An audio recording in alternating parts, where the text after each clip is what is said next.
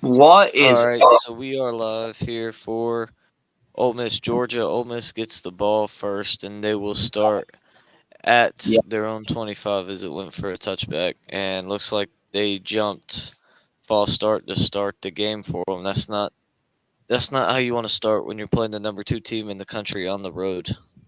yeah. I'm currently trying to get my feed set up. I'm like watching the game, but it's being kind of glitchy. So I'm trying to get it set up right now, and I think it is working. Yeah, there we go. It was the center that jumped as well, Yeah, which is interesting there. So first and 15 now. If Georgia's going to lose a game in the regular season, this is going to be the one to do it. As yeah, Dart going deep on the first play, overthrew his man, had Wade down the field, open, wide open, and missed him, just barely overthrew him. That was a touchdown right there. yeah. Okay, I am going to try to close this app and reopen it.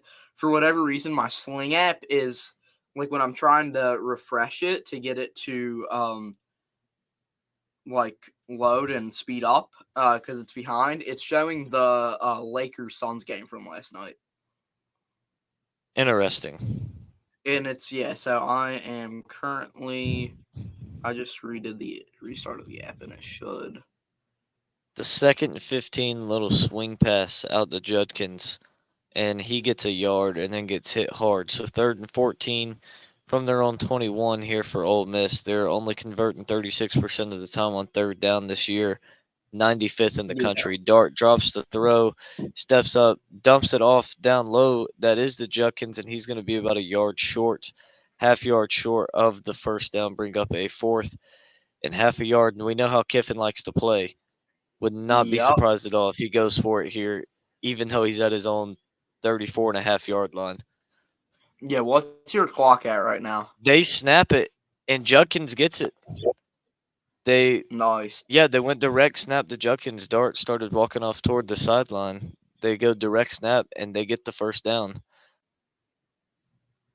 What's My your clock is game at plan? 13, Yeah. 13:40.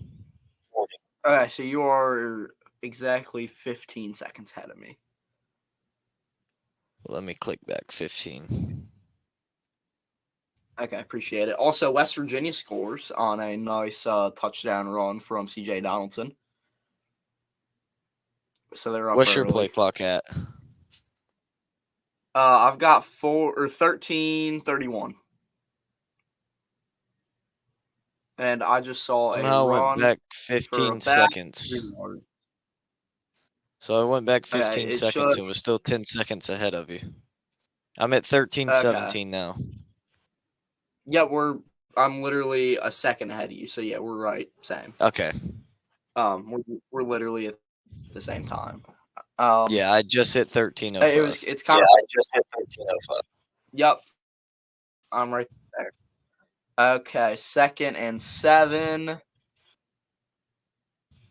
Man in motion on the right side. Gonna be a shovel pass. Stiff arms 2 guys, and that's gonna be a first down for Ole Miss. Yeah, nice little play there. The little kind of quick option play, Dart, quick look, nothing there for him. Nice little pitch off to Judkins, who is one of the best backs in the SEC, but hasn't really been as effective in terms of stats this season as he was last year. But you just saw on the screen there, 27 broken tackles this season, 8th in the country. So he's been good. And Dart on the keeper this time, he's going to get up near about midfield, bring up Yeah, about a 2nd and 7 after about a 3 yard gain. of course, as soon as we get it figured out, my feed goes out. So now I have it. Okay, we're good. I'm back at. It's freezing. I'm currently seeing the replay. I just saw Dart. Right now I'm seeing Dart getting like almost tackled and then throwing. Okay, I've got Oh, 11:48 I'm right there. play clock Yeah, I'm right there with you. 21. Okay, cool. Play clock at what? I have a play clock at 14. Okay. Play Yeah, was I'm right just there with you then. started. Dart runs, and it's going to be another Ole Miss first down. I shared the link with all my friends. I texted it to them, so Okay. we should All have right. some some of my school friends. I have one person who I went to school with who's an Ole Miss fan. And obviously we both know a decent amount of Georgia fans.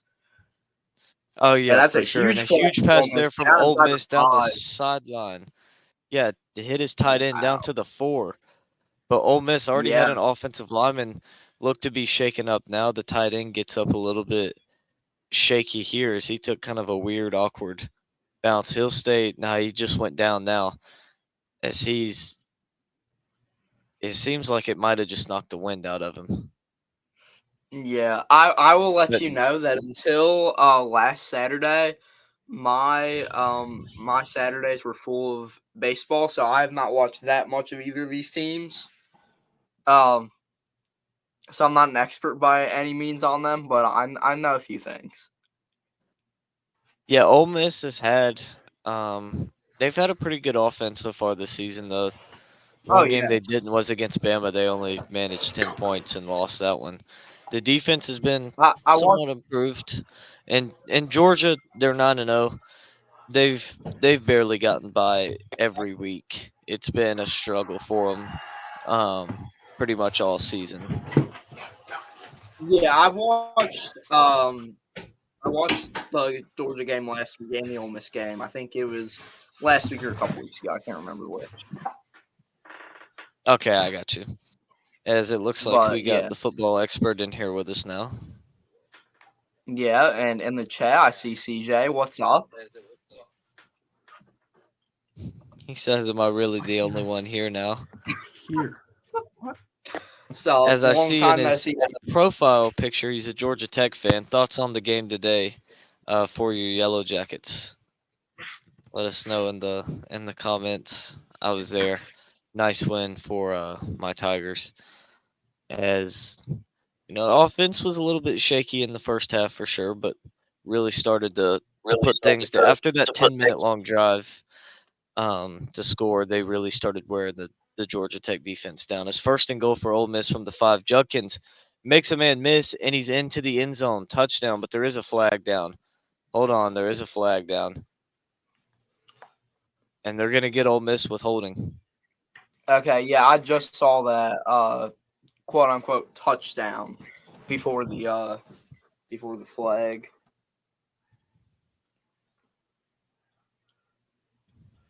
So how are you That's guys doing? 100% Can a you hold. hear me? Yeah, I can hear you correctly. Okay. Yeah, I got you.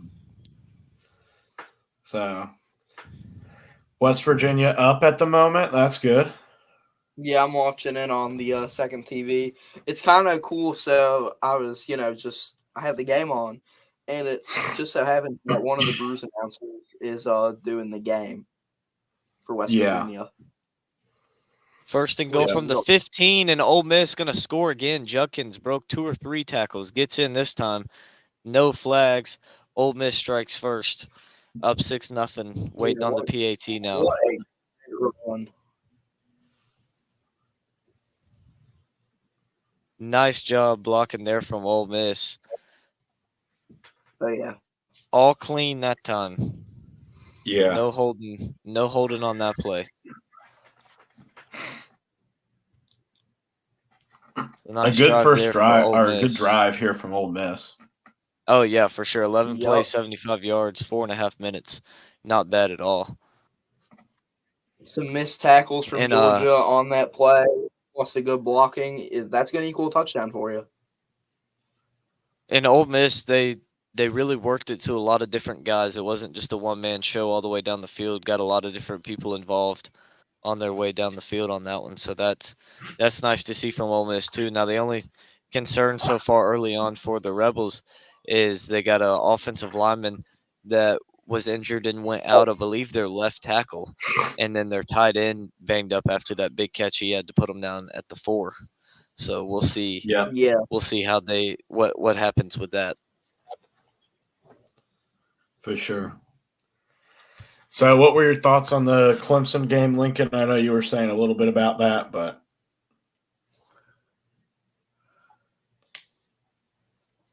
I'm sorry, what was that?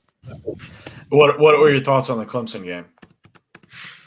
I think the defense played really good. 4 picks by 4 different true freshmen, so that was nice to see. Nice to see the young guys getting a lot of, a lot of work in. We were down a lot of guys defensively, so it was still good to see the way that they played. I mean, Georgia Tech had 1 passing yard basically the entire first half, and just a few big run plays was the only reason they had any yards really in the game in the first half at least. In the offense, they came out struggling a little bit, but then they went on that long 10-minute drive, put a touchdown up on the board, and from there they just went to work on the Georgia Tech defense. Klubnik looked, he looked pretty bad to say the least in the first 2 or 3 drives, but after that he started looking really good. Had a nice pass that he squeezed in to between 3 different guys to Brenningstool deep in the red zone from about the 4-yard line, I think it was, on 3rd and goal for a touchdown. That was a nice pass from him there, and I mean 4 touchdowns, threw for I think 300, 200 something yards. So it was. I think that it was a good team game this week, and they look good all the way around. And just Yeah. just another nice week to put with last week to just keep the momentum going for this team, because that's really been the biggest thing is they've had these big games and they've lost them. It's kind of killed their momentum. And so, while they're already struggling, just fundamentally, so it's nice to at least get the confidence and the momentum going for them after a big win last week against Notre Dame, and then to follow that up with another huge win at home against Georgia Tech and just blew them out, to say the least. So that was definitely huge nice to see maybe from them. pushing. Yeah, huge maybe pushing a little bit. It's a huge win for this team's confidence. Looks like we have a comment here from True North Packers fan. True North, what's up? So, True North, how's it going? I see you're also a fellow Packers fan. It's been a tough season for the Packers this year, but not Yeah. as tough as the Bears. Not as tough as the Bears. hey, do remember this. We've also had our quarterback out for multiple weeks, and we have a Division II starter, and we have a number 1 pick. So it's Also a tough. remember this: you didn't look good at all. You've honestly looked better with Bagent, whatever his name is, than you have with Fields in a good You're part of the also season. you got to also remember who we were playing, Lincoln. Oh, I know, but you've looked better without Fields than you have with him. I would disagree based on who we were playing. As Georgia on their first play gets about an 8-yard run there, that's gonna be the thing to watch for in this one. Is we know the Ole Miss offense can score. We know the Georgia offense has been pretty solid. The biggest thing is how does this Ole Miss defense play out, because that is the big concern for them. Is if Georgia is able to get a few stops, can the Ole Miss defense match that and get a few stops themselves? And Brock Bowers, for those of you who don't know, is back for this game and is starting. So that'll be big for the Georgia Bulldogs here to get their number 1 target back on offense. Yeah. Yeah. Mm-hmm. Okay. Just quick score update. OU ties WVU 7-7 on a touchdown run. Okay. Gotcha. Okay, so 7-7 ball game there in Oklahoma. As Carson Beck dropping back on 1st and 10, gonna throw it, got a man for a first down, breaks a tackle inside the 20 to inside the 15 to about the 12-yard line of Ole Miss. Huge catch there, catch and run for Georgia, sets them up nicely in the red zone now, and they're looking to even the score up. Nice pass there from Carson Beck. Look to his left, nothing there. Look back to the right, delivered a nice pass to Thomas, and he made a big play out of it after the catch. Yeah. Mm-hmm. Man, talk about disappointing teams. Nebraska getting another loss to Maryland. Oof. Shocked there by that win. Oh yeah, it's just man, that was an ugly game. Final score 13-10. Yeah. It was definitely not one that was fun to watch, but you're down right now by a game in Roundup. We got one more disagreement game that is kicking off here in about 5-10 minutes. Be LSU in Florida. That'll Yeah. either give me a 2-game lead or tie us up. You got Florida, I got LSU in that one, so we'll have to keep a watch on that one. Yeah, definitely. But the Missouri game, man, that was a beatdown. It was. I thought Missouri would win, but I didn't think it would be more than 10 points. I thought 10 points was Vegas the was most they would win by. Yeah, Vegas was really wrong about that one. They had Missouri +2. Wow. Beck gonna Yeah. throw it now. Got his running back out of the backfield. Got a first down to the 2. And he'll be hit there and stopped.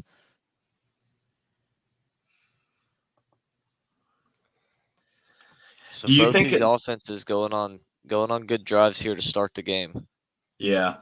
The Utah game, what are your thoughts about that one? Washington continues to struggle a lot in these games. What are your thoughts on that one?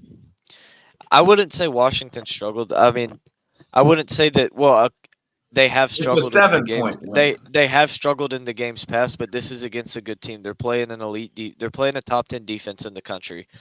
No, I will say Washington's defense continues to struggle against bad offenses. Yes, but I don't think you can really say anything about the way the offense played. They're playing a top 10 defense. They put up 300 something pass yards on them. Penix threw for I think it was 360, threw for 3 or 4 touchdowns. So, it was. I'm saying it as a program that Utah lost to Oregon 6-35 and barely beat USC and struggled against Oregon State and struggled against UCLA. Like this, you should not be beating Utah by 7. You shouldn't. Well, I mean, it's different every week. I mean, Clemson barely beat Wake Forest. They lost to NC State, lost to Miami, then came out and beat Notre Dame. Like it's the difference is different week by week. But this is a trend. You're looking at a 9-point win against Stanford, an 8-point win against Arizona State, a 10-point win against Southern Cal, a 7-point win against Utah. I'm starting to become more and more concerned about this Washington team and less concerned about Oregon.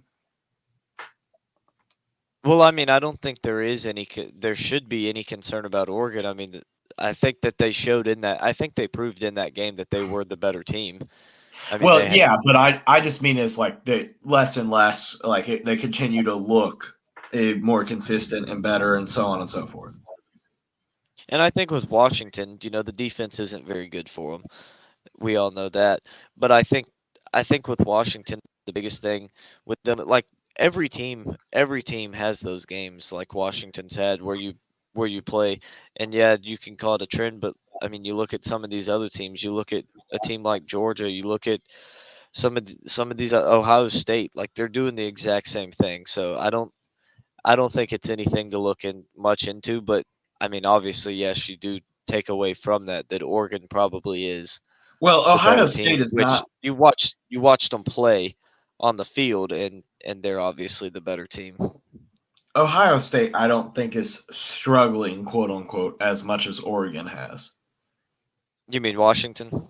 Or Washington, you know what? Yeah. But also look at who Ohio State's played. They haven't played anybody like Washington has. USC, very good offense. Ohio State hasn't played an offense like USC. You look at no, they haven't. But USC is also, or Washington has also not really played, or has also played worse teams generally, like Arizona State and Stanford. They have, but some of those teams you threw in there is a Utah team. Utah, I mean, the only comparable team, I would say Utah. But Utah doesn't have an offense at all. I would say that's why I said Utah and Penn State are pretty comparable because neither has an offense and both have great defenses. Yeah. I would still. Ohio I would State beat probably Penn State by 8. Like, so like. Here's what I would say is this: when looking at this game and stuff like that, I think that you're just looking at a Washington team that, I would definitely be concerned that they could get beaten up by Oregon in that Pac-12 championship game. oh yeah, I mean I think that's gonna happen whether they're beating these teams by 40 points or not, just because we know how things go whenever two teams rematch each other. One of them's gonna blow the other one out, and Oregon's the one that's most likely to do it because they have the more complete team than Washington does. But I still think as of right now, I would say both of these teams are probably, I would say as of today, both of these teams deserve to be in the top 4. I just think that they've shown that they're the 2 of the top 4 teams in the country. I don't think Michigan's shown that. They haven't played anybody, and now you have all these cheating scandals going around with them. I don't even think they should be eligible for it. Well, Ohio State here's my hasn't hot. looked great. Georgia Here, hasn't looked great.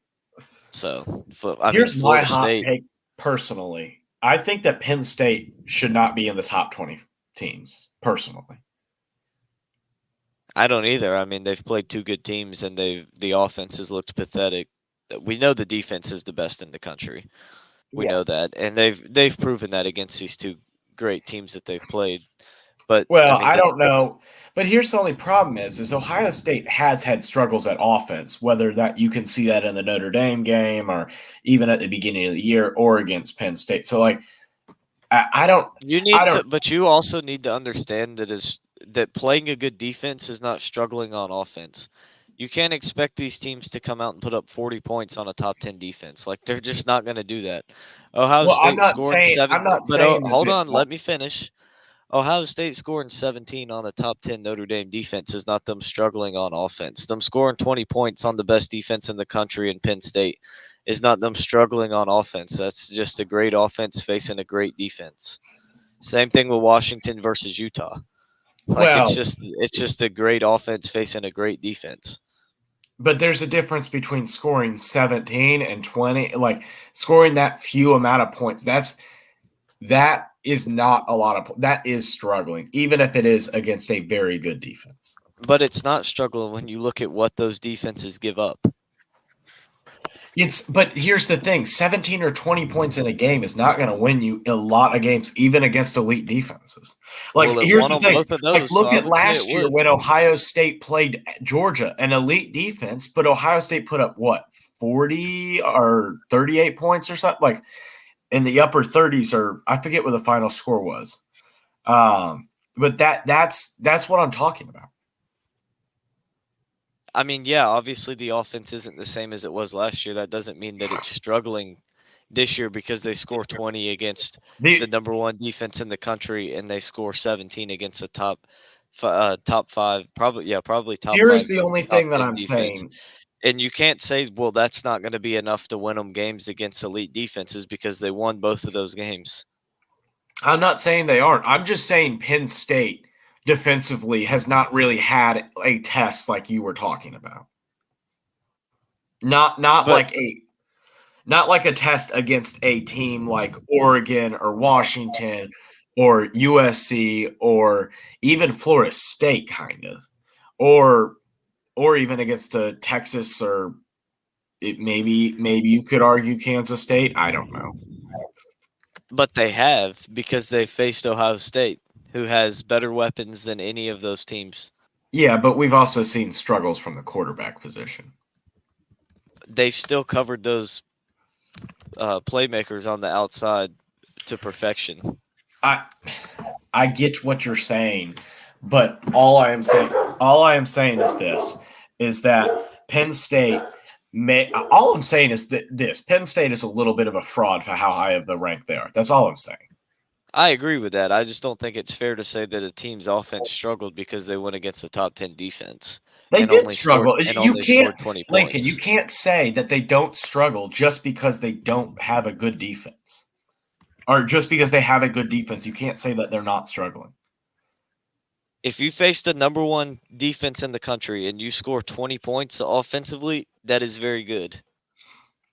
That's It not became- struggling. Oh, Georgia with an almost interception. I know we are talking about this game still a little bit, but Fourth what I and would 3 say here is for Ole this: Miss is from that the when you're Georgia looking, 40, and they're going for it. They're already 1 for that 1 on fourth down conversions today, and that's they about went for it on their own 35. that's about the least surprising thing when it comes to Lane Kiffin. I know. Dart gonna throw off his back foot, and nobody anywhere near incomplete. Georgia gonna take over. Yeah, you're And definitely there, hold looking. on, there is a flag down. I think they hit Jackson Dart late. Oh boy, Georgia. Yeah. Yeah, No, like I holding know on I Ole commented Miss. this, but I'm telling you. I'm telling everybody that you two need a debate show on ESPN or something. Just talking college football for like an hour every day. Because it's better than I was telling my dad about how much I absolutely despise afternoon Sports Center when you could watch another hour of Pat McAfee. Like Yeah, put you guys in the 2 o'clock hour. It would be better than talking about a whole bunch of stuff that they've already talked about in the morning. yeah, I agree. We'd get And in trouble for not taking commercial breaks and going over our hours. yeah, that'd be very true. So, but like when looking at the one thing that I will say, I guess I should have known better when picking Rutgers against Iowa, talking about an elite defense.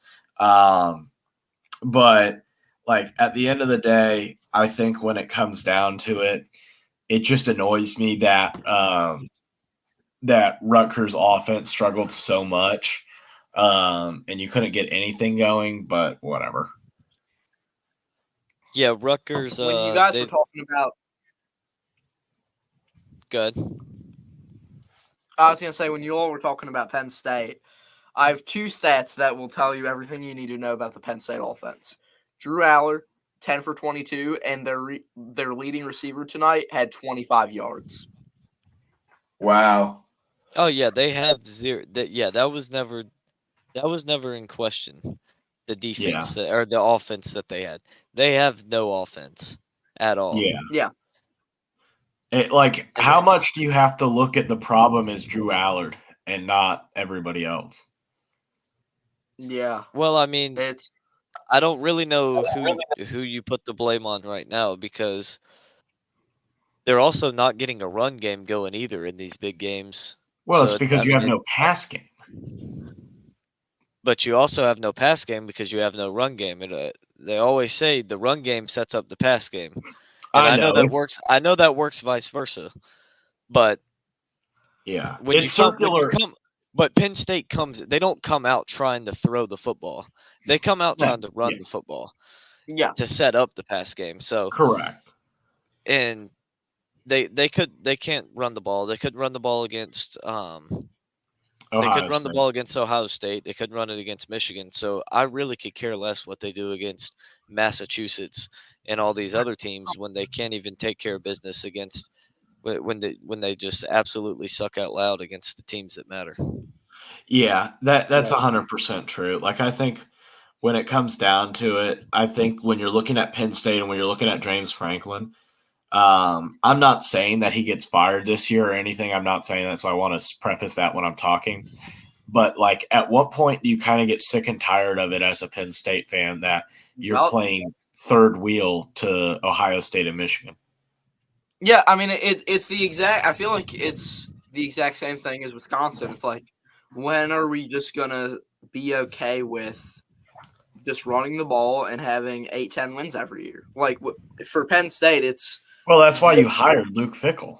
yeah, and obviously the season isn't going well. But that'll get better with his recruits because he needs to have a Luke Fickell offense and not a redshirt freshman starting. Oh yeah, Yeah, he But definitely doesn't look. He definitely doesn't look too pleased having to run this offense the way that he is. That's not at all how he wants to run an offense. But he doesn't yeah, really have any. He doesn't really have any choices right now as to doing it any differently. That's. yeah, I mean, at this point, that's kind of what all he's all he's left with for right now. But Yeah. for Penn ahead. State, the question is the question I have is like you're not going to win a national championship with James Franklin. He's a great head coach. Don't get me wrong, but you can make the 12th team playoff, but you're not going to be able to win that natty. And it's like, when are you going to say we need someone new, and who is it going to be? Because it doesn't feel like you have that many options. Yeah. I'll tell you who it's not going to be is their defensive coordinator, Manny Diaz. Is there's a big run there from Georgia on a zone read, and they're all the way up inside the 30 of Ole Miss now. And this is kind of what I was talking about earlier. You know, what happens with this Ole Miss team if they're unable to get stops?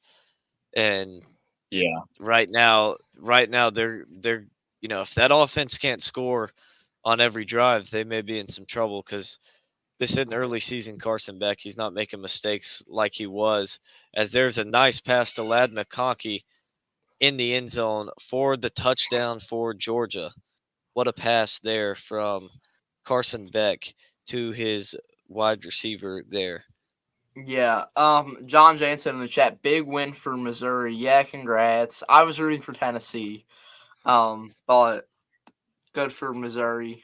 Great win. For sure, a great addition to their resume this season. I think Missouri personally is one of I think Missouri is underrated. Like, I think Missouri is a top 7 team personally. They very well may be, yeah. Because you lost on the road to Georgia barely. I think that the loss to LSU is a little bit unexcusable. Like, you should not have lost that game. Yeah, that's the only thing I was going to say is the problem with putting them top 7 is considering they got beat by 10 points to a 3-loss LSU team. Now, granted, LSU did get a pick six with I think under 2 minutes to go in the game. Yeah. Well, I'm not saying I would put them top 7. But I'm just saying they maybe. I think the hardest part for them is the offense isn't on the elite level that Washington, that kind of offense like Washington has, and the defense just isn't there enough. I don't think they would be able to compete with those teams at that level, but I do think that they're an underrated team and deserve to be top 15. Holy crap. Did you guys see the UCF Oklahoma State score? I didn't watch that game. I didn't even know what the score was. Yeah, I saw the end. Oh, yeah, we saw it. That was what? Gundy? What? See, this is the Oklahoma State I was expecting at the beginning of the season. Yes. This is the South Alabama Oklahoma State. That's just kind of crazy. This is a terrible, terrible UCF team. At least in comparison to what they have been. Yeah, this is probably the worst UCF team we've seen in the last 7-8 years. 7-8 years, other than maybe last year. I would argue this team's worse than last year. Yeah, I think that's pretty safe to say. Marvin Harrison on the end around for Ohio State opened up the score, and they're up 7-0 on Michigan State early on in the first quarter in that one. Yeah, what do we think about these OSU jerseys tonight? Oh, I love those grays. Oh, I agree. I love them. Yeah, I would agree with that. My question to you is this: who is Michigan State's next head coach? No idea. Yeah. No idea. I hope they hire Jamie Chadwell from Liberty. Yeah. And that will never happen, but here's why I want him to hire him. Because Shane Beamer will be gone from South Carolina within the next two years. He will be gone. And Jamie Chadwell, if he's still available, South Carolina's not going to get their hire wrong again. They're going to go to Chadwell. And as a Clemson fan, I don't really want South Carolina's head coach being Jamie Chadwell. So somebody please hire him before Beamer gets fired. Yeah. Well, it's also going to take a lot of money to get Chadwell away from Liberty.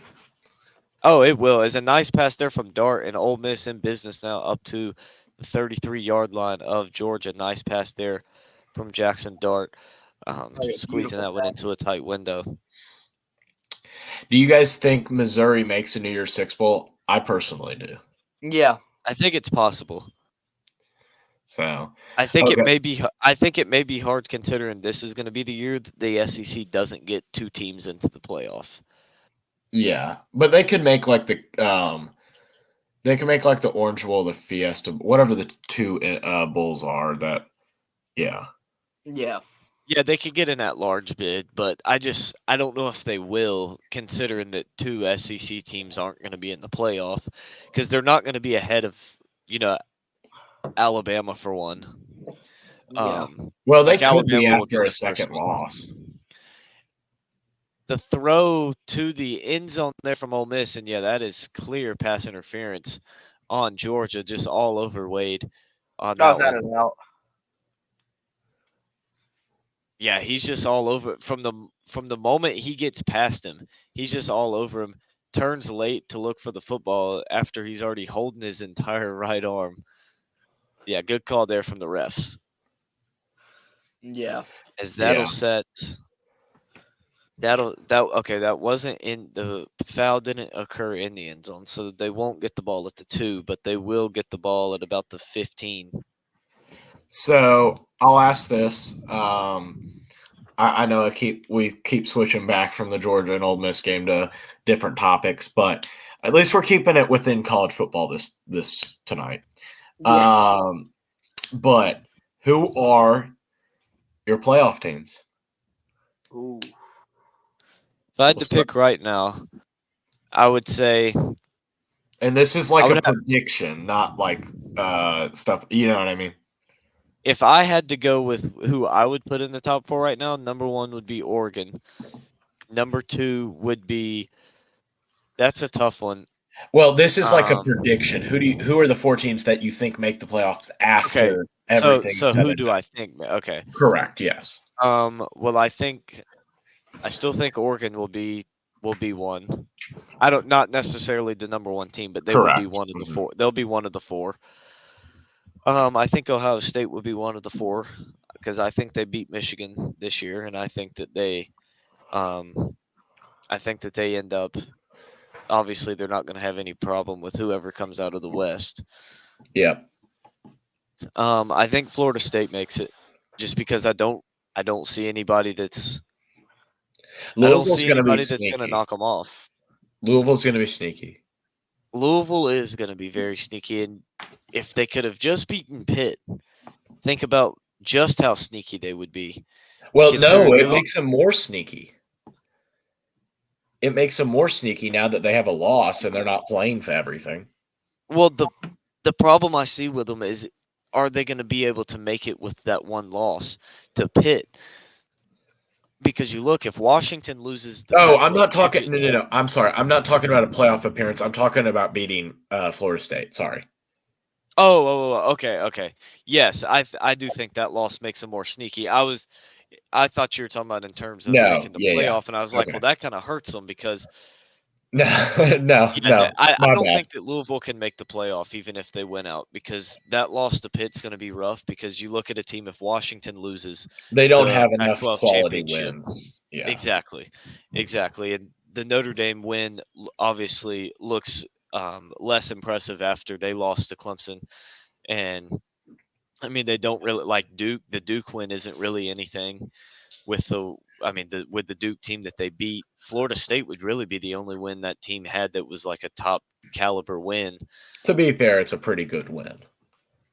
Oh, it is a very good win, but you're going to need more than that when you're going up against, when it comes down to you and a team like Washington, who's beat Oregon, who's beat USC, who's beat Utah. You're going to need a lot more than just Florida State. Correct. Yeah. As Jackson Dart, nice carry there for a first down, sets up Ole Miss inside the 5, 1st and goal. But I think Oregon, Florida State, Ohio State are in. And my last team I'm kind of torn on, because I either think Washington gets in as a 1-loss Pac-12 runner-up, that being their only loss, or I think Texas gets in if they win the Big 12. But here's the catch with Texas. I think they're going to need Quinn Ewers back to win the Big 12. I think Malik Murphy can lead them to I think he can lead them to an undefeated rest of the regular season, but I don't know if he's going to be able to win the Big 12 championship for them. So I think they will need Ewers back for that one. But those are my 4, I guess technically 5. I'm Okay, torn so on the fourth spot. say it one more time just to make sure I have them. So in no order. I got Oregon, I have Florida State, I have Ohio State, and then either Washington or Texas with Quinn Ewers.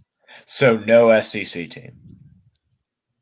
No SEC team, because I think that I mean, in SEC teams, there's a solid chance one gets in, but I think Alabama probably will find a way to beat Georgia in Atlanta, and I don't think either one of those teams is worthy to get into the playoff. Yeah. So personally, or Anthony, I'll let you go since I asked the question. I'll go last. Well, I I'm guess just- real quick, if this is a prediction, then I guess you got to throw in at that 4 spot Georgia or Alabama, but I don't think either one should be in. I'm gonna go. I'm gonna go really basic right now. I'm just gonna go with Georgia, OSU, Washington, and Florida State. Not in any particular order, but just those four. Okay. I got Georgia, Alabama, Florida State, and Oregon. Oh, So you think 2 SEC teams get Correct. in?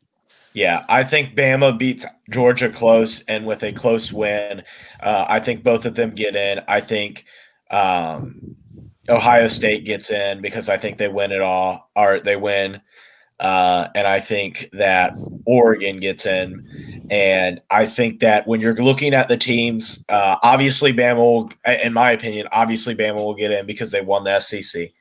And then I think Georgia will get in over Washington just because I think the committee will be biased towards SEC teams. So yeah. yeah. I could see that. I can see it. I just don't know. I don't know if they can this year. I know they're going to want to, but I just don't know if they can this year because Well, if Georgia barely loses to Alabama, I just don't see the committee not putting them in as long as Florida State wins out and the Big Ten. The bigger question is this. Let's say Michigan or Ohio State, doesn't matter. Michigan or Ohio State barely loses. Or let's say Ohio State barely loses on the road. And then you have a Georgia team that loses to Alabama. Like, where, like, are you going to put in Georgia? Or are you going to put in Michigan? Like, I'm sorry, Georgia or Ohio State? Like, that's a legitimate question. Like, which team are you going to put in if Alabama beats Georgia? Which I just think is likely because it's Nick Saban. And here's where the problem comes in is because the way that they are so SEC biased. Whenever they go to look at the resume, the SEC team is going to appear to have the better resume, even though a lot of those teams. Unless if they keep Penn State as high as they keep keeping them. Yeah, but I mean, still, I mean, you look at it. Obviously, Missouri deserves to be top 15. Ole Miss is not the number 9 team in the country. They're just not. No. Alabama, to be fair, there aren't a lot of teams that should be. Alabama really shouldn't even be ranked where they're ranked at. Number 6, I feel like I feel like Alabama's the number 9 or 10 team in the country. The only problem is whenever it comes down to it, is Ohio State is the better of the 3 teams, but they're not gonna win that resume battle between them just because of how overvalued. Like, why is Tennessee still ranked as high as they were ranked coming into this week? Why is Kentucky still ranked where they're ranked? Like, these teams should not be ranked. They're not good teams. But Correct. because they're in the SEC, they're ranked, and so the SEC bias will carry one of them into it. As Dart on the QB keeper on second goal gets to about the 3. So I will add this: Florida, LSU are tied up 7 apiece. Both offensive drives looked really good. That's part of the reason why I haven't said that much about Ole Miss or Georgia's. I've turned on the Florida LSU game. Yeah, next break. Next break, I'll run through some scores and you guys can give me your thoughts on those games if that's cool. Okay. I will. Yes. Yeah, I'll bring up another topic because why not? Okay, never mind. I'm going to bring up that topic after this. I know we're pitched to Judkins and he's in touchdown, but yet again another flag for Ole Miss. Are they going to get called for holding again? We'll have to see here what happens. So I will. Hold on. Go illegal substitution on Georgia, touchdown, Ole Miss, Oh and the wow. extra Okay. point here. They're going to be looking to, they're going to be looking to tie this up. Is Kirby Smart just chewing his man out? I mean, I don't know why he's chewing him out. He needs to be chewing the whole defense out. They had 12 men on the field and still couldn't stop Ole Miss. Correct. Like Yeah. it didn't change the outcome. Hey, I don't know Notre why Dame he's was so closer mad. to stopping Ohio State than when South Carolina put like 15 men on the field. Yeah, yeah. As the extra point for Ole Miss is up and it is good, and we are tied at 14 here in Athens. As this has been a good game, but the problem for Ole Miss right now is they're kind of playing behind with, Georgia obviously they have the opportunity to go down and score and keep Ole Miss from playing catch Yeah. up. So that Ole Miss defense going to need to stop. But it's break time now, so we're going to take a break and we're going to let Anthony run through some scores and we'll give our thoughts on them whenever we return. Okay, so starting here with the scores, I guess I'll start with all of our active ones. Starting in Norman, Oklahoma, OU up 17-7 on the Mountaineers. That one is about 13 minutes or so left before the half. Dylan Gabriel with 123 yards, the leading passer for the game. In Oregon, the Beavers, number 12 ranked Oregon State, up 55-10 on Stanford. That has under 2 minutes left in the third quarter. DJ has 240 yards and 2 touchdowns on the day. Then heading down to the Space City, Houston tied 7-7 with the Bearcats of Cincinnati. That one's in the second quarter. And it looks like I can't tell. Cincinnati is driving, and they're pretty close to getting a touchdown there. In Huntington, it is the blackout game at Marshall as they honor the 1970 team who was lost in a plane crash. The 75 on board all died after a game against ECU. The black jerseys to honor them. For the Thundering Herd, and it is tied 10-10. Cole Pennington with 69 yards and a touchdown. That has 11:15 left in the second.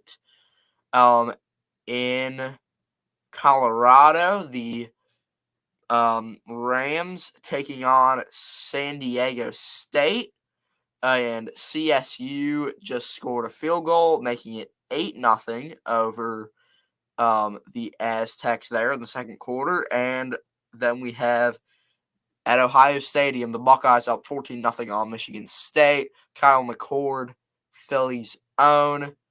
Actually, South Jersey's own, but, same thing. 73 yards, 1 touchdown for him. They are still in the first quarter. And the last score we will hit before heading back is Texas TCU tied 0-0 with 10:23 left in the first. That one is in Fort Worth.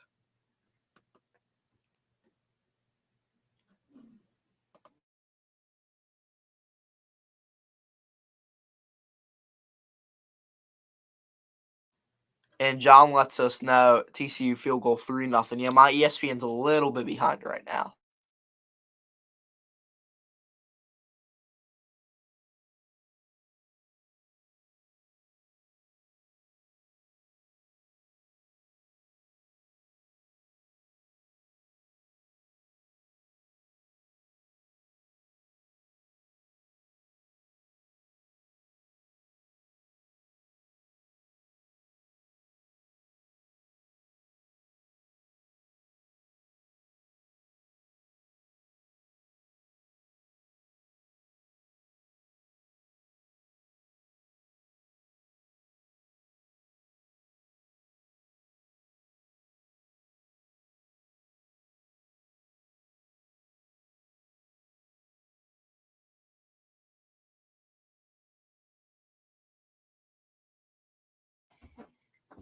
First and 10 for Georgia, 14-16 left in the second quarters. We are back.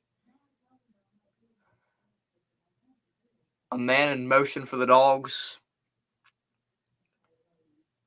And it is going to be a running play. That's going to get them about 6-7 yards or so to start off this drive. Or continue the drive, actually. But, yeah.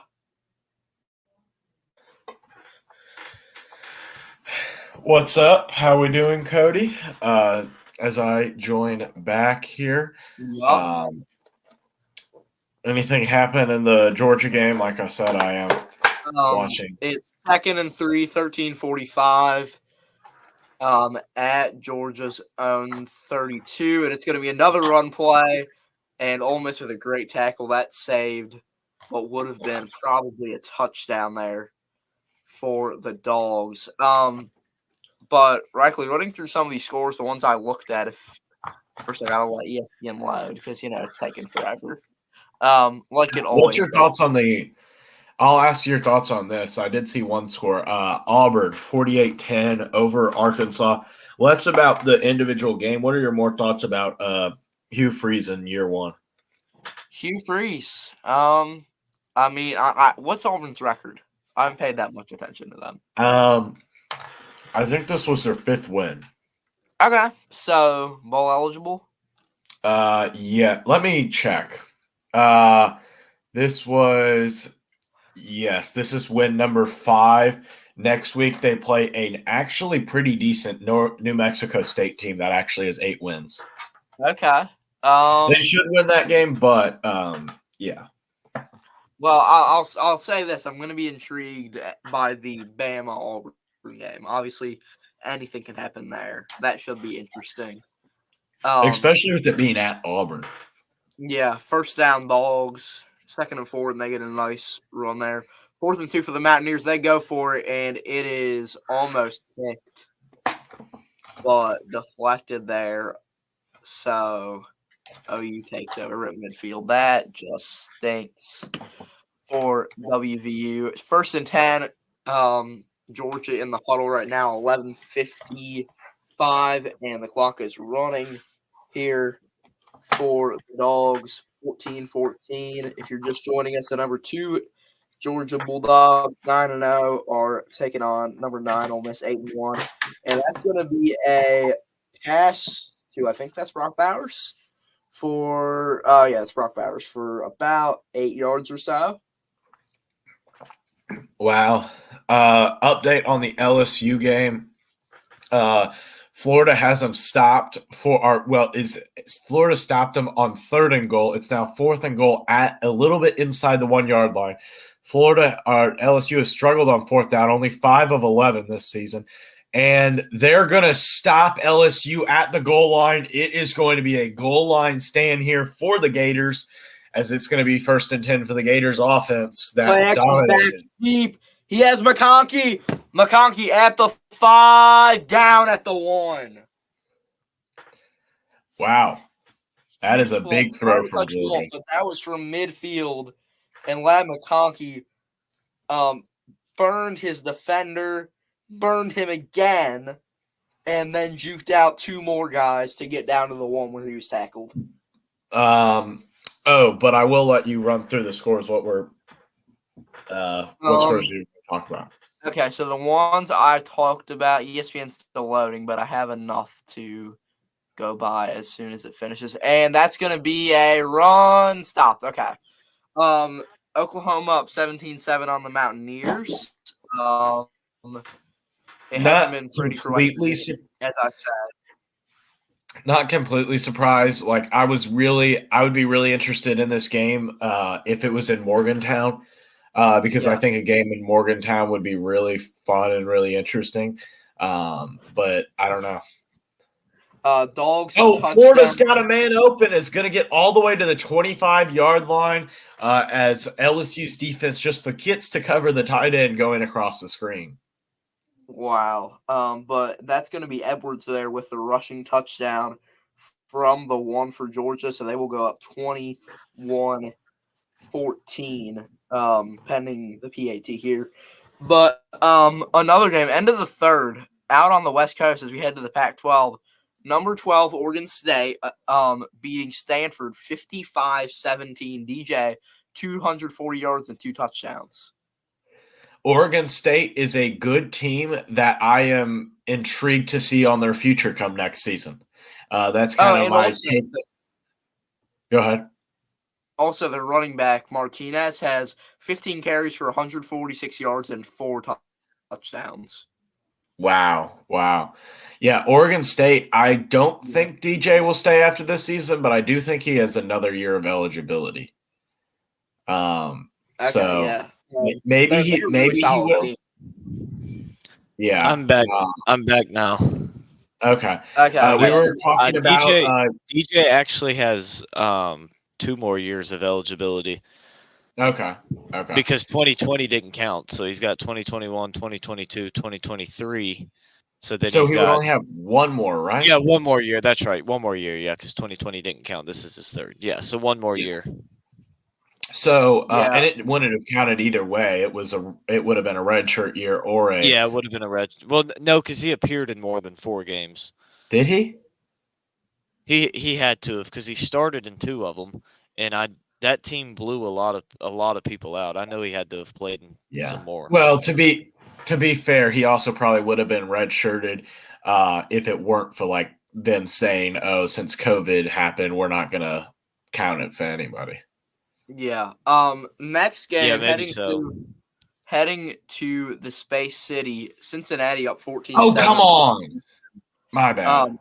Cincinnati 2-7, 0-6 in the Big 12, up a touchdown on Houston, who is 4-5, 2-4 in the Big 12. What do you guys think about that? It kind of sucks for Cincinnati with joining now. Obviously, this is by far and away their worst team in 6 years. And it's not even close. So it's kind of like disappointing for Cincinnati that like such a bad team is joining the Big 12, because this is a team that I think a lot of their teams in the past 4 years could have competed in the Big 12. So, yeah. Next games, we're back on break here for Georgia Ole Miss. In Huntington, it is the blackout game, as I mentioned earlier, between Marshall and Georgia Southern, honoring the 1970 Marshall team who had 37 players killed in a plane crash, 75 total on board. Cole Pennington, 96 yards and 1 pick so far. I always expect a Marshall win on for the blackout game, but any thoughts on the Sun Belt this season? Screw the NCAA when it comes to James Madison. Like, seriously, guys. Yeah, that is the dumbest rule. Why is there a rule that you cannot make a bowl game or qualify for a bowl game or any postseason play in your first 3? Like, basically, the only logical aren't going to be able to. So why? Yeah. What does it matter if? Like, why can they not? Yeah. The only reason I've heard, but it's still, again, it doesn't make sense, but the only thing I've heard is that they don't want teams joining too early. But again, that doesn't really make sense. But how does that prevent them from teams joining too early? Yeah. That doesn't make any sense. No, Sam Houston still can't make a bowl game, but it's pretty clear they joined too early. Well, not really. It's more that Sam Houston, this is a bad Sam Houston team. I mean, they've won 1 game all season. Yeah. Like but Jacksonville State, they struggle. This is their best team in a while. Yeah, that is true.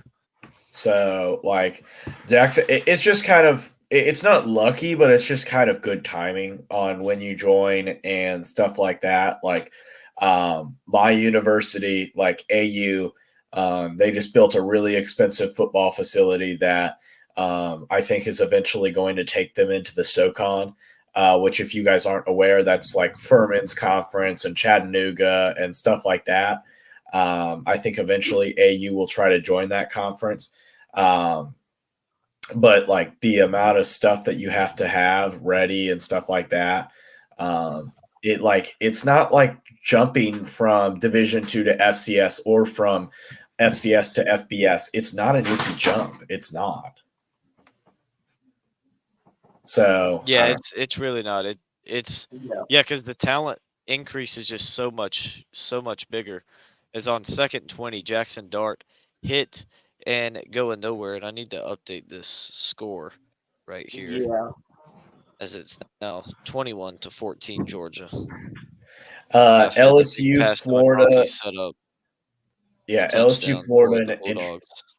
an interesting game. 7 apiece, 4th and 6 here for the Tigers. Second 4th down attempt of the game. Inside their 40 at the 39. Jaden Daniels in shotgun here with a running back. A very interesting matchup as both teams have had had a stop drive, and as well as as Florida is going to get another 4th down stop here. As the offense just seems to be sputtering once they get inside Florida territory. Yeah, Georgia with a big stop here on 3rd down. Only a yard there for Ole Miss, and they're going to have to punt the ball away as they Maybe. just took the kicker out. Maybe Yeah, they'll Georgia punt just it. took the punter out. Ole Miss or Georgia did? Ole Miss is punting. Okay. And then they just waved it off. I have no reason why. I mean, it was just running into the kicker. It had just been 5 yards. But it still made no sense why they waved it off. Well, was it a good punt? No, I mean, it definitely could have done better. It wasn't declined. They picked the flag up. Oh. Yeah, it wasn't anything that was declined. They picked the flag up. Interesting. Yeah. I don't know. Whoa. This LSU game and Florida's game, you guys got to turn on. It's getting chippy. There have been punches thrown, shoving and pushing. What network is it on? It's on SEC SEC Network. I think. Yeah. There's been a lot of chippiness, and the refs have not thrown a flag, but it looks like a punch was thrown. I think it was by a Florida guy, but they may call personal fouls on both teams. I don't know whether they will. It looks like they're just going to call a personal foul on Florida. Okay, where is that game? That game would be in At Baton LSU, Rouge. right? Yeah. That's what I thought. Okay, I was just making sure. Because I saw a picture that like Shaq was there and some other famous LSU alumni. Oh yeah, almost all of them are. Yeah, that's bad refereeing. The LSU guy came and shoved the Florida guy, and then the Florida guy shoved him back off of him, and then they threw the flag on the Florida guy.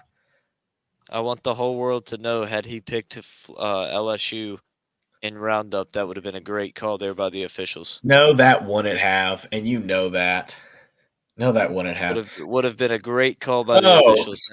Speaking of which, I do need to tell you about this, Lincoln, last night. We can talk a little high school football. Pendleton played BHP. Obviously, they played better than I thought they did.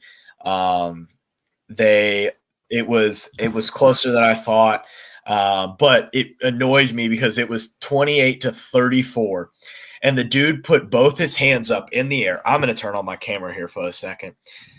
And tell me if you can see this. 1 second. I'm turning on my camera so that way you guys can see me. Will it let me turn on my camera?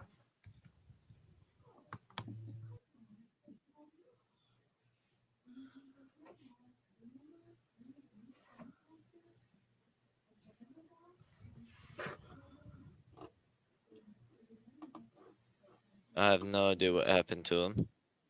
Yeah, I don't know either. I'm when he started talking about high school football, I had to pull something up quick. I have an illegal YouTube stream of the Florida LSU game up on my second TV. Oh, nice, gotcha. Do you not get SEC Network?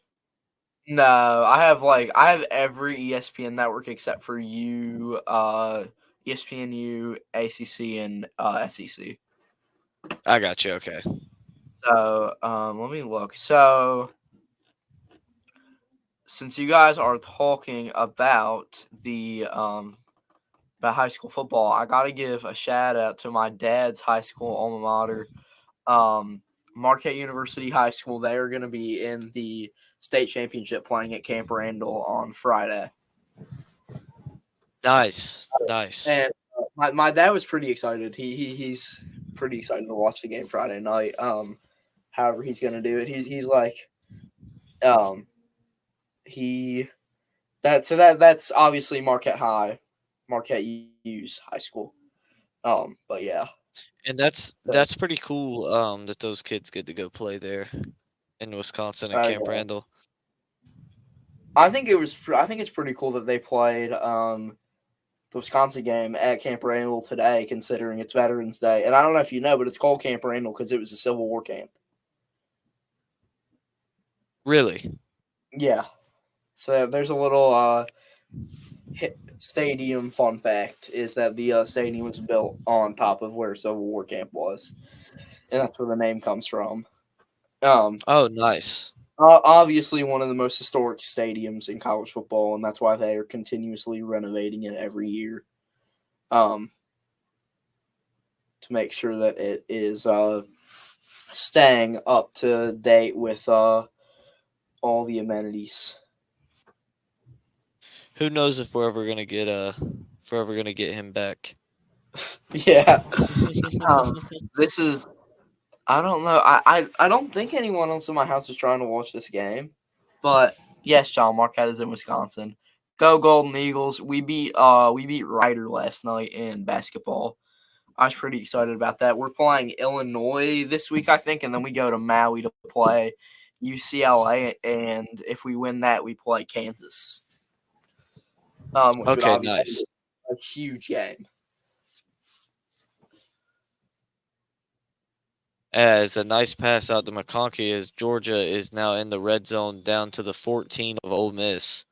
Yeah. As they just can't get a stop. This Yeah. Ole Miss defense just can't get a stop. I'm currently trying to get this ESPN scoreboard to load up so I can run through some more scores. But I will say OSU up 21-0 on Michigan State now. Yeah, I wonder if that offense is struggling. Doesn't seem like it. No. Yeah, it doesn't seem like their offense is struggling. Yeah, first down for Georgia there. Yeah, Oh, Ole Miss just missing tackles. It 4 or 5 was. of them.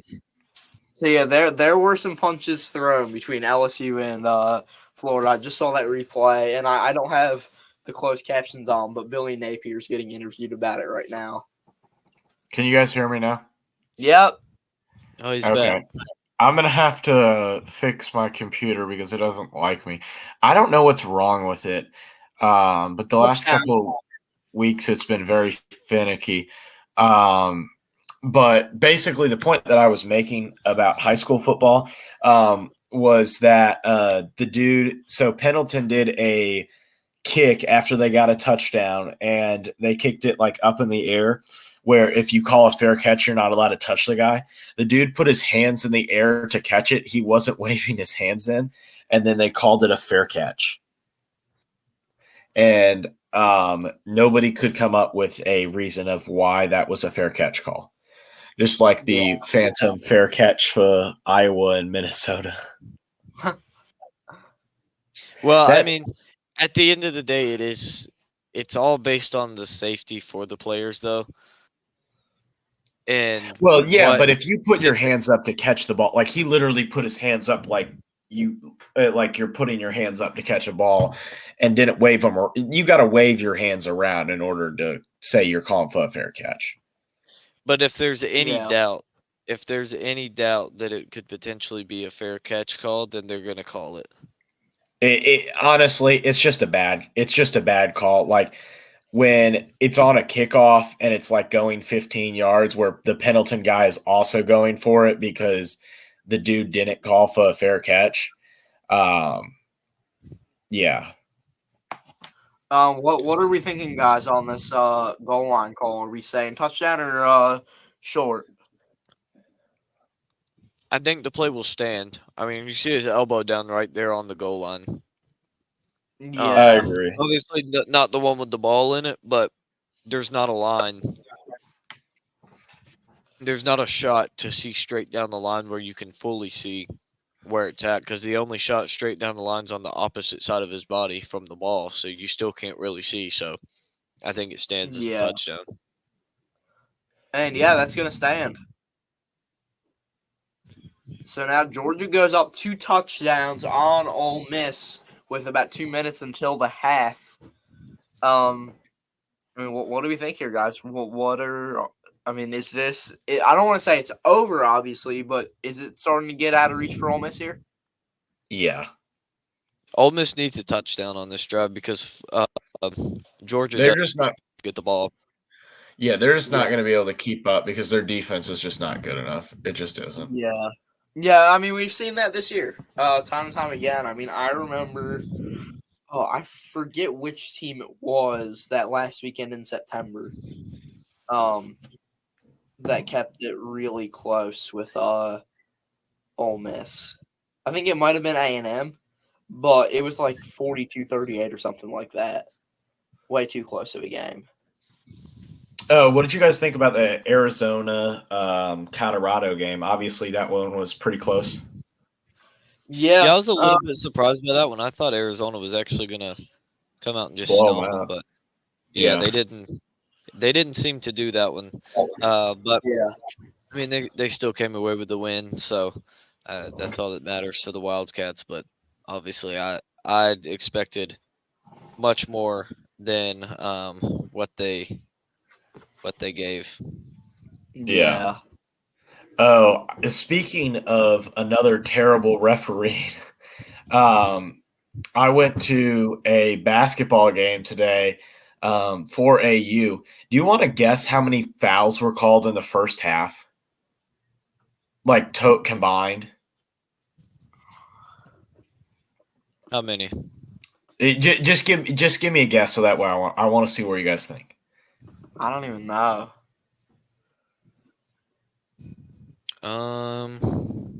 Here, I'll do this. Over under at 17 and a half fouls in the half. I'll say take the over. Lincoln? I said over. Okay. It was 31. 31 fouls were called in the first half. The refs were terrible, and not in the sense of like they were favoring one team. They just continued to blow their whistle the entire first half. It was terrible. That sounds so ignoring. It was like every time it felt like every other second there was being a foul called.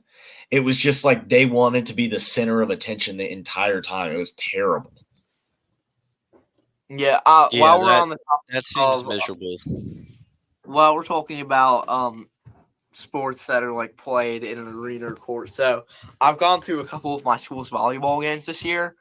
Both of our volleyball teams, JV and varsity, are pretty good, and listen, and just some of the calls that those refs make. The group, the quote unquote middle school student section of about 3 people sitting on a auditorium stage, clapping the entire game. It's just like we're just like, wow, refs are, and it's also kind of funny how in some of these meaningless games I hear for about a week the girls on the team complaining about it.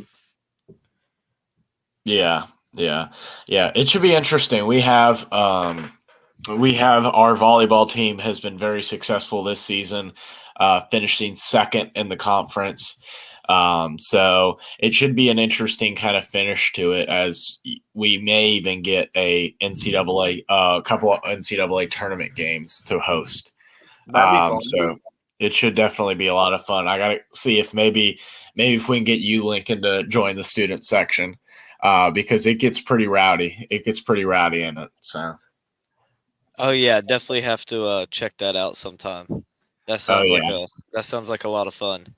Yeah, you got to come to maybe one of the basketball games. Today's score was 118 to 112 overtime. Ooh. So 118 to 112. Wow. yep, it was a shootout to say the least.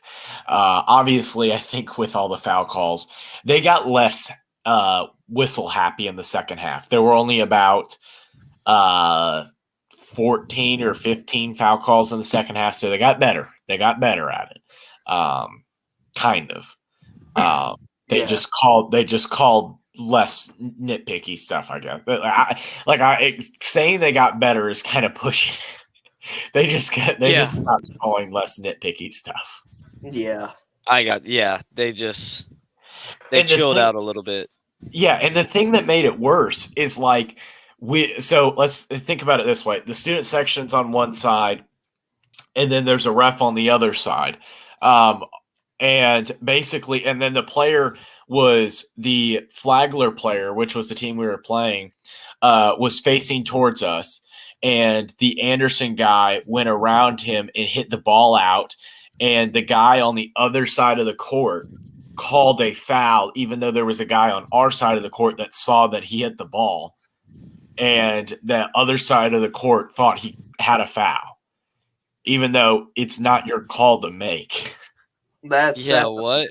And I use that as a specific example, but that happened over and over again. And it was all three of the refs. It wasn't just like one in particular. It was just all three of them were calling fouls that they should not, like it wasn't their area. And it's not that you can't call a foul if it's not your area, but if you have a bad angle, you don't call a foul because somebody else has a better angle. Before we hit the half, can I run through some more scores to get your guys' thoughts? Yeah, go right ahead. Okay, 14:50 left in the second quarter. Texas up 10-6 on TCU. Quinn Ewers 140 yards and 1 touchdown. Thoughts? Texas, I don't think that they finish out the year with no more losses. I think that they get a second loss, is what I should say. I could see that, yeah. Okay, next It's game. really, to me, it's really going to depend on if they can get Ewers back, because that's the key for him. Like I said with Murphy, I think he's solid. But I just don't think that he can lead them to I just don't think he can lead them to a championship win. Speaking of the Big 12 championship. Well, here's the one thing I would say is this. When you're looking at this team, this is a team that they play Texas Tech on Black Friday. That's a scary game. That's a scary game. For sure. So, and then That's a very scary game for them. Yeah, and then you also have an Oklahoma State team that I don't know whether they're going to make the conference championship game. They technically are in it right now. Kansas State. So to go over Kansas State a little bit, you have Kansas next week, and then you have Iowa State the week after. You barely just lost to Texas, barely. And then so Kansas State, my pick is I think Kansas State gets in it eventually. Because Kansas State does have, do they play Oklahoma? No, they did not. So Oklahoma, who do they play for their last? They play BYU and TCU. Interesting. Yeah. What's the breakers in the Big 12? Let's how about we go to the next SEC game? Or actually, go ahead with what you're going to say about. Let's see here. I'm pulling it up for their tiebreaker rules. So it would be winning percentage against the next highest common opponent. So they both lost to Texas. Then it would be Oklahoma State. Both lost to Oklahoma State. Then it would be West Virginia. They both beat West Virginia. That's the only problem is that they both beat and lost to the same teams. Yeah. Winning percentage against all common conference opponents. It would be the same because they would have had played and lost to the same teams. then it would be combined win percentage in conference games of conference opponents. Oh, That's- wow. Georgia gets the pick. Well, do we want to put a bow on this game and say it's over? Sadly, Yeah, I we think might this have one. to. I think after that pick, this one might be about done. Yeah. And this is why we picked Georgia, isn't it, Lincoln? Oh, 100%.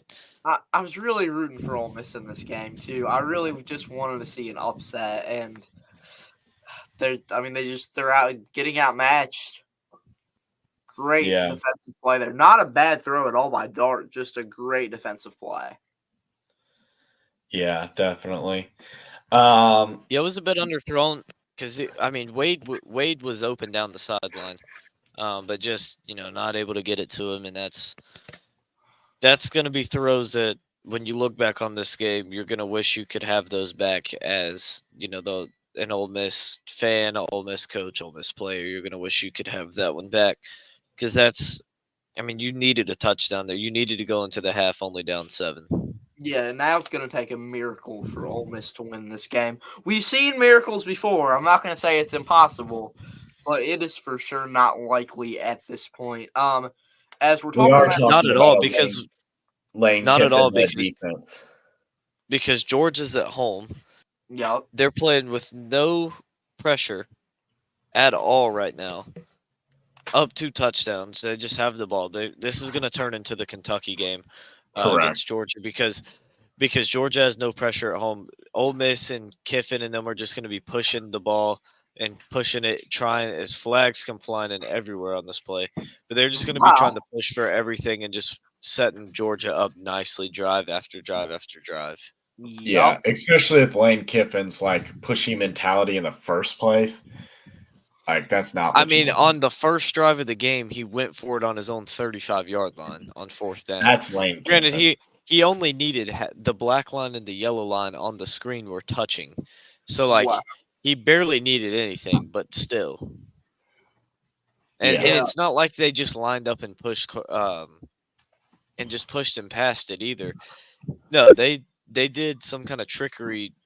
Dart starts walking over towards the sideline, and they do a direct snap to Judkins. So it wasn't the safest play either. Yeah.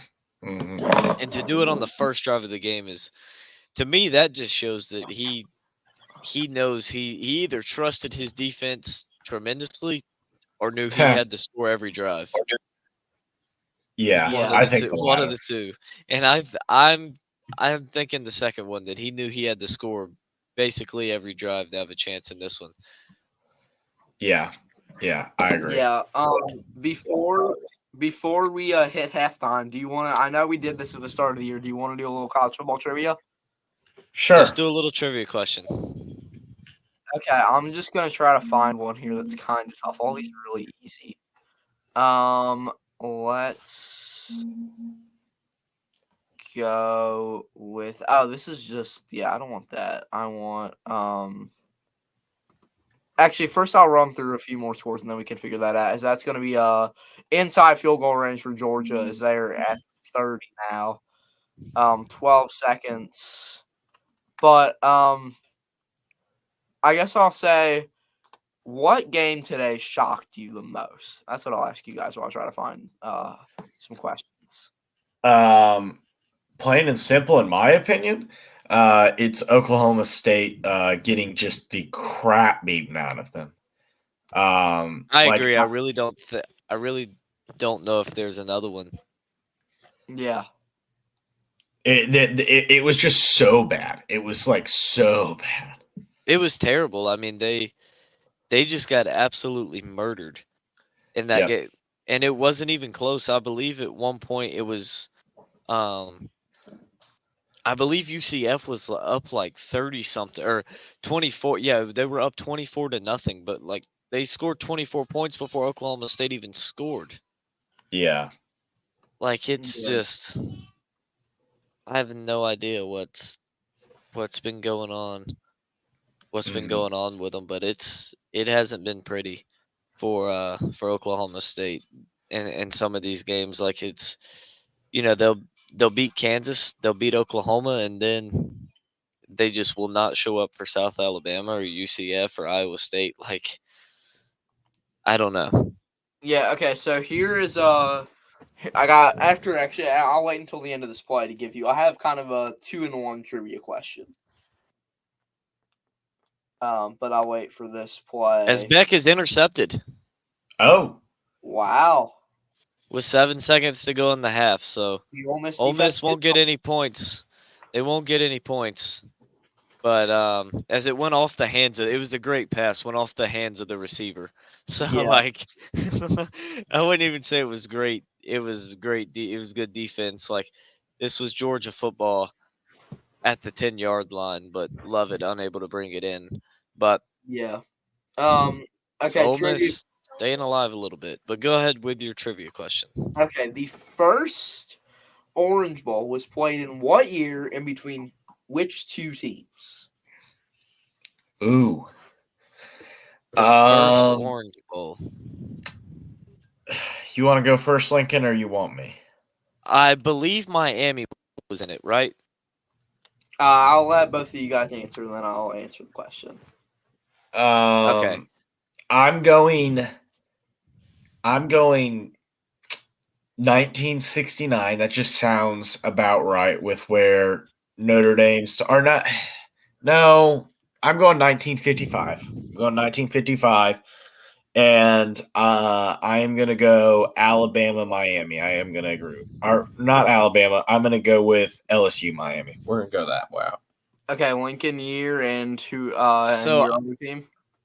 I remember this from I don't know if y'all remember whenever they did the college football 150 and ESPN did all those documentaries on it. I remember this from the bowl series episode. I know it was Miami and I know they played a random team, but I can't think of the random team they played. And I know so I'm going to say the year is 1939 and I'm going to say Miami played against I'm going to say they played against Yale. And I Okay, know so they we have- lost. I know they got shut out, but I So don't we have, remember who they played against. so I don't know the exact score, but so we have 39 Miami Yale and 55 Miami Bama. Those are the guesses, or LSU? Not Yes. Bama. Okay. Yeah, The LSU. answer is 1935, and the Gosh, University of 1935. Miami took on the Bronx's Manhattan College in the Orange. What the heck? Yeah, I know it was something random like that. and actually, Manhattan College took a 3-day boat ride to get to the Orange Bowl. What the Wait, are heck? you sure that's right? Because I just looked up 1935 Orange Bowl and it says they played Bucknell. Really? Okay, I have Manhattan College, but that I just could- looked it up and it said they played Bucknell in the first edition of the Orange Bowl on January 1st, 1935. Let's look up first. This website could have it wrong.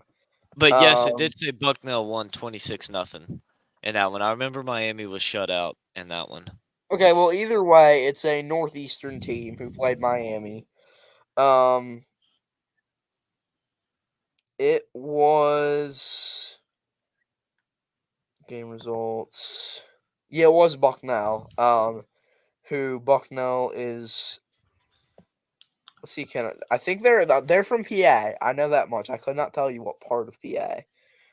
Any guess on the I couldn't attendance tell you for that anything game? about them. Any attendance guess? Well, I saw it, so I'm not going to guess. 5,000? 5,134. So a Yeah, 5,000? I'd already seen it.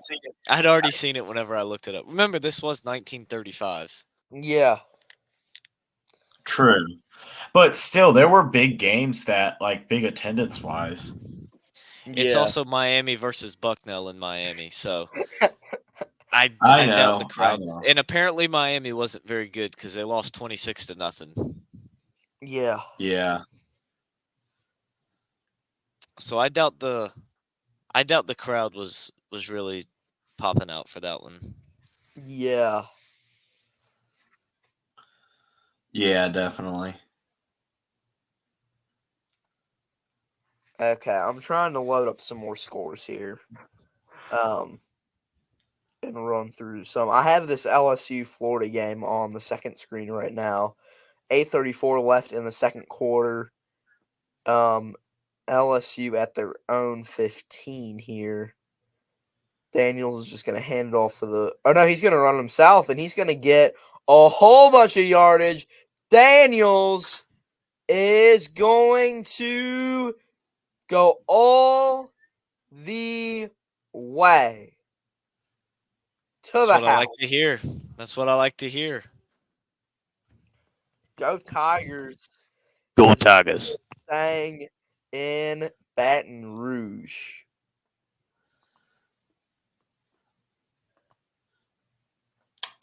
Well, I'm going to take a quick break for halftime, but I will be back for the start of the third quarter with you guys.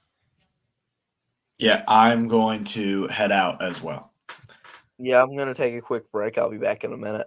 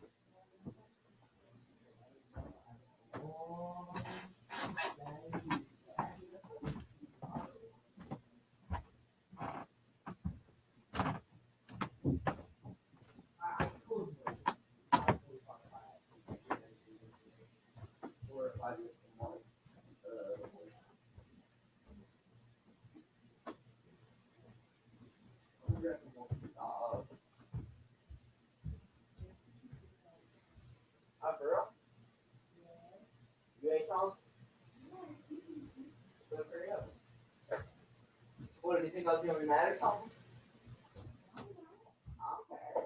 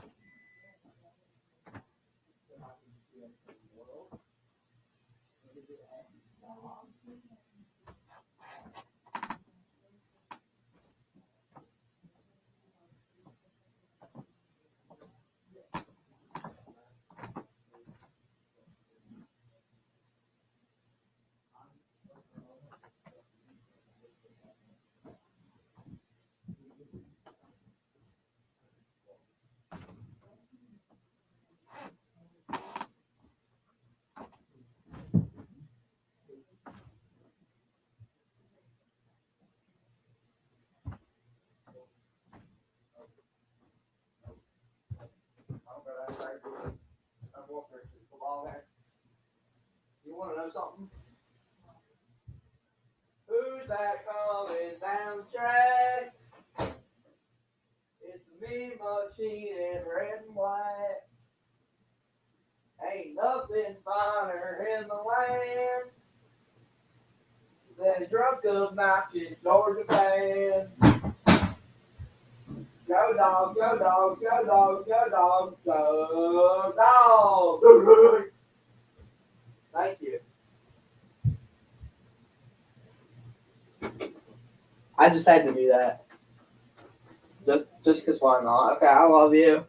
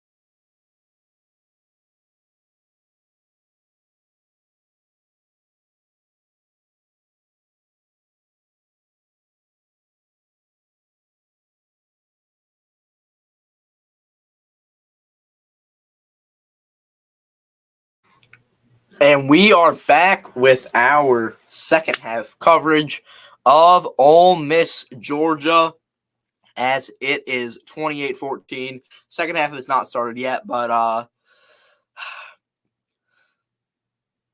I heard something interesting from Pat McAfee, and I'm just gonna go ahead and quote him because there's only one side to this game, and you're about to hear it.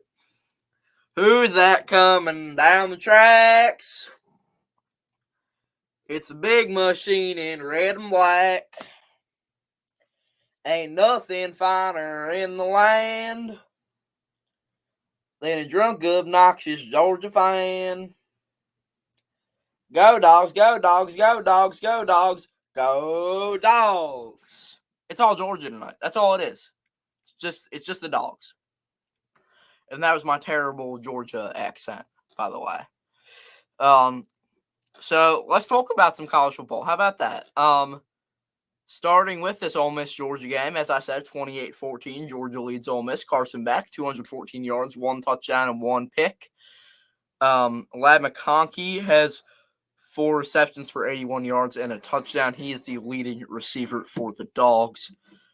But let's also, I guess, just take a look around the rest of college football, starting with today's finals. Number 3, Michigan beats number 10, Penn State, 24-15 without Jim Harbaugh.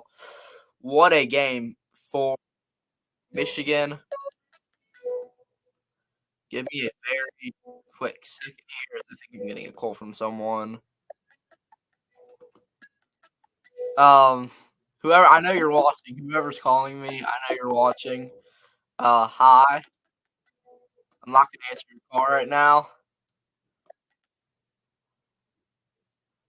Give me a second, though. Okay. But yeah, so sorry about that. Outside of that, then we have number 4, Florida State holds on against unranked Miami, the 6-4 now Miami Hurricanes. 27-20 was the score. Jordan Travis, 265 yards and a touchdown. In Seattle, Washington held on against number 18 Utah. The number 5 Huskies winning 35-28. Penix Jr., 332 yards and 2 touchdowns.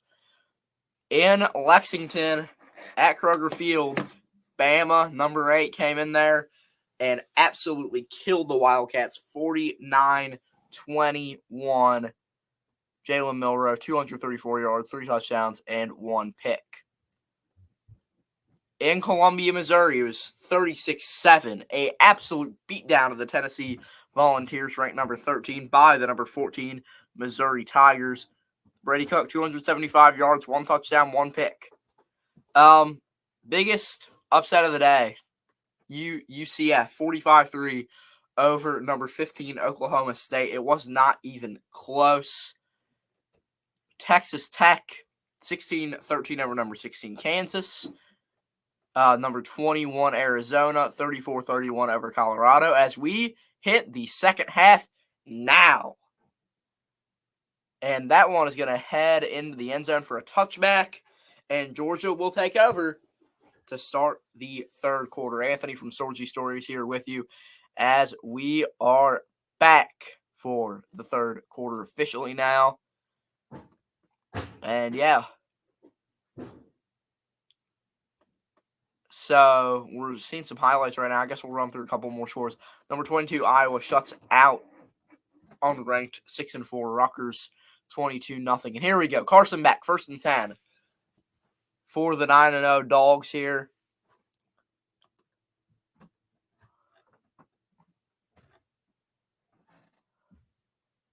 Back play action, throws, incomplete.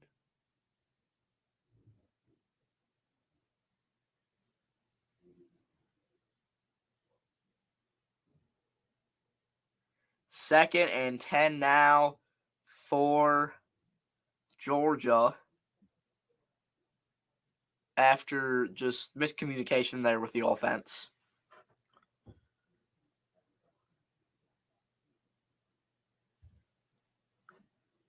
Back one man in the backfield, puts a man in motion left to right there. 2nd and 10 at the 25. He'll hand it off to his back, Edwards, who's going to get about 5 or so yards. As we're now 15 seconds into the quarter. In Baton Rouge, LSU up 17-14. The number 19 Tigers over unranked Florida. 3rd and 5 now for the Dogs. 14:30 left in the third quarter. A lot of personnel changes here for the offense. As it is 3rd and 5 from the 30. Back. Trying to draw the defense off sides. Puts a man in motion from the left to the right. Calls for it. Has it. Throws quick. And just another miscommunication there. And Carson Beck not happy with his receiver there. And now it's 4th and 5. And Ole Miss will get the ball back, trying to put themselves back into this game.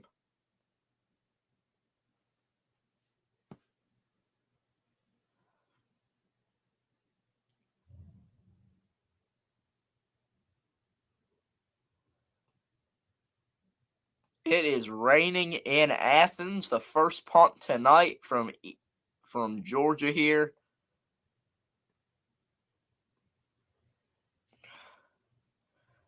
And let's see what happens. It is away. An absolute bomb to the 29 of Ole Miss.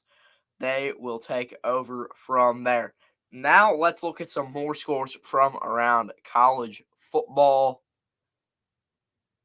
Number 23, Tulane beats unranked Tulsa 24-22 there in NOLA.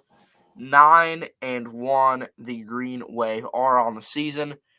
Kansas State absolutely dominates Baylor 59-25, holding on for dear life in the poll there as Ole Miss starts it off with a nice little 3-4 yard run.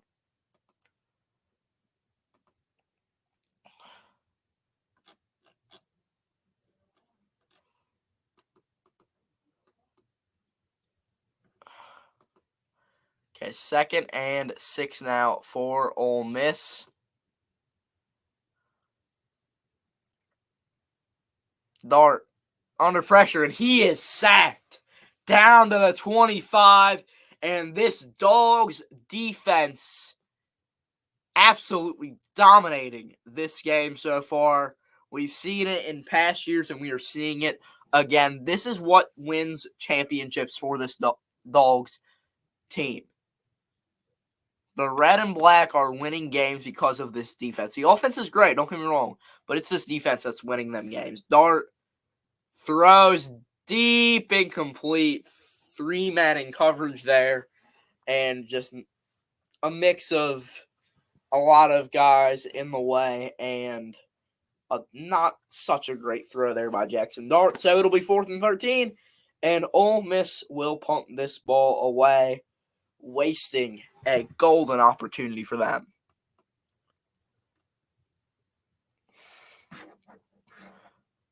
And they're going to fake the punt. First down, Ole Miss to midfield. What a beautiful fake punt, keeping them in this game.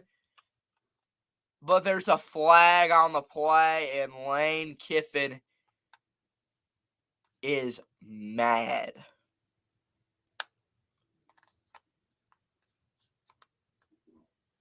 Oh, man. Let's see what this call is here.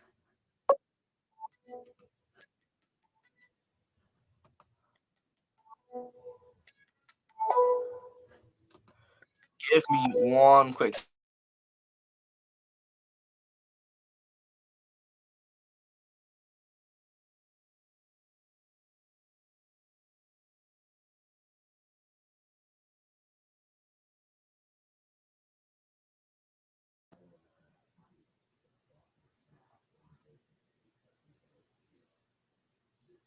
Okay, we are back. What a great fake punt.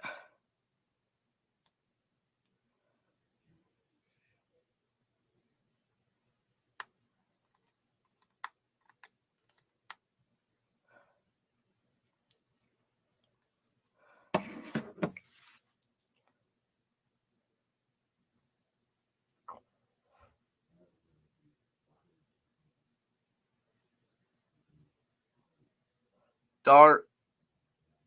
They're just going to run it for a couple yards.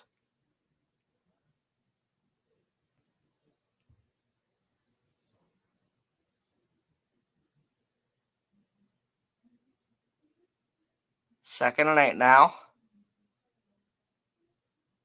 Good to see VicTube in the chat.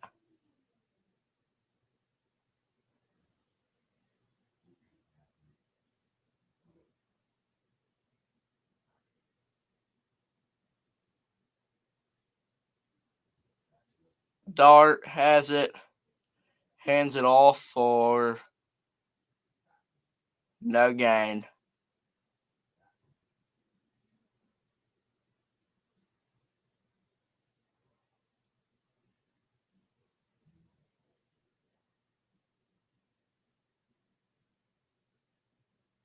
$11:30 left. 3rd and 8.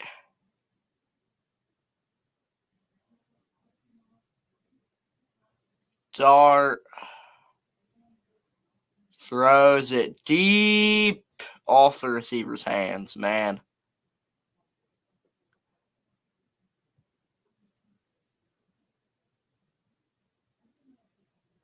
Fourth and 8 now. Let's see what Ole Miss does. They can't. The offense is just it's not rolling. Their defense is terrible too tonight. So yeah, Georgia's just dominating, and they will pump, but a flag on the play to the 10, and the returner taken out at about the 15.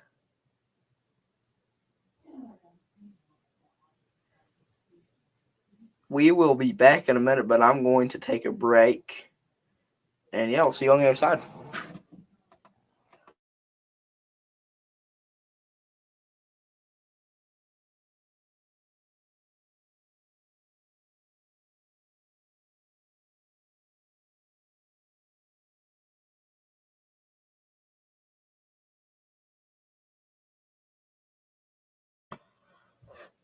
Okay, well, we're going to end the stream early here. Lincoln and I don't know about Reichley, but Lincoln and I both are done for tonight. I need some sleep. Lincoln has some stuff to do, American Football Network. So, yeah, I guess we're going to end this right here, and we'll see you all next time.